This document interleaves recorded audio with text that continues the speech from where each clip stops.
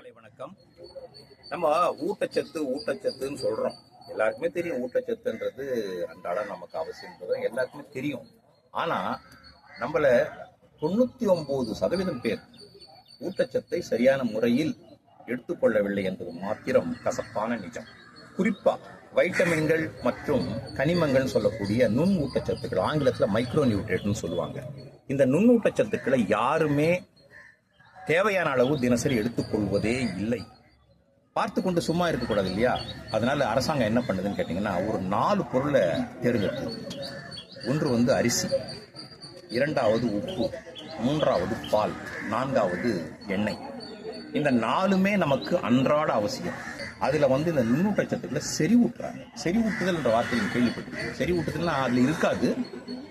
ஒன்றை கொண்டு போய் அதில் பலவந்தமாக சேர்க்கும் போது என்ன கேட்டிங்கன்னா, அந்த உணவு சாப்பிடும்போது நமக்கு இதையும் சேர்த்து சாப்பிட்டா மாதிரி ஒரு கணக்கு வரும். அதுதான் செறிவூட்டுதல்னு பேர். ஆங்கிலத்தில் 45 சொல்லுவாங்க.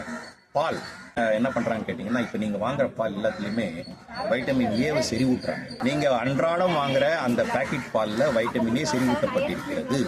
2வது அரிசியை எடுத்துக்கொண்டார்கள். சமீப காலமாக ரேஷன் அரிசியை வாங்குபவர்கள் அரிசியை கழுவும் போது மேலே பெருசா மிதக்குது சார், அதெல்லாம் எடுத்து போட்டுறாங்க.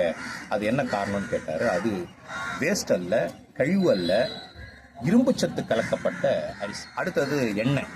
எண்ணெயில் என்ன பண்றாங்கன்னு கேட்டீங்கன்னா, வைட்டமின் ஏவும் ஈயும் சரி விட்டுறாங்க. எந்த நீங்க எண்ணெய் வாங்கினாலும் சரி, அந்த லேபிள் எழுதியிருப்பாங்க, நீங்க என்ன உத்து பாருங்க. அதனால எண்ணெயிலையும் சரி விட்டுறாங்க. நீங்க ரேஷன்ல வாங்குற அந்த பாமாயில் முதற்கொண்டு இந்த எண்ணெயும் சரி விட்டப்படுகிறது. அடுத்து உப்பு. உப்பில்லா பண்டம் குப்பையிலன்னு சொல்லுவாங்க. அந்த உப்பு இல்லைன்னா நமக்கு அன்றாட வாழ்க்கையில் எதுவுமே கிடையாது. அந்த உப்பை என்ன பண்றாங்கன்னு கேட்டீங்கன்னா, அதுல அயோடின் கலக்குறாங்க. இப்ப ரீசெண்டா என்ன பண்ணாங்கன்னா, அயோடின் மாத்திரம் போதாதுன்னு சொல்லிட்டு இரும்பையும் கலக்குறாங்க. நல்லா ஞாபகம் வச்சுங்க. அவங்க செறிவூட்டுறது நுண்ணூட்டச்சத்துக்களை தான். நுண்ணூட்டச்சத்து என்றால் ரொம்ப ரொம்ப இந்த தேவையோட அந்த நமக்கு தேவையான அளவு ரொம்ப ரொம்ப குறைவாக தான் இருக்கும். அதுதான் அவங்க செறிவூட்டுறாங்க.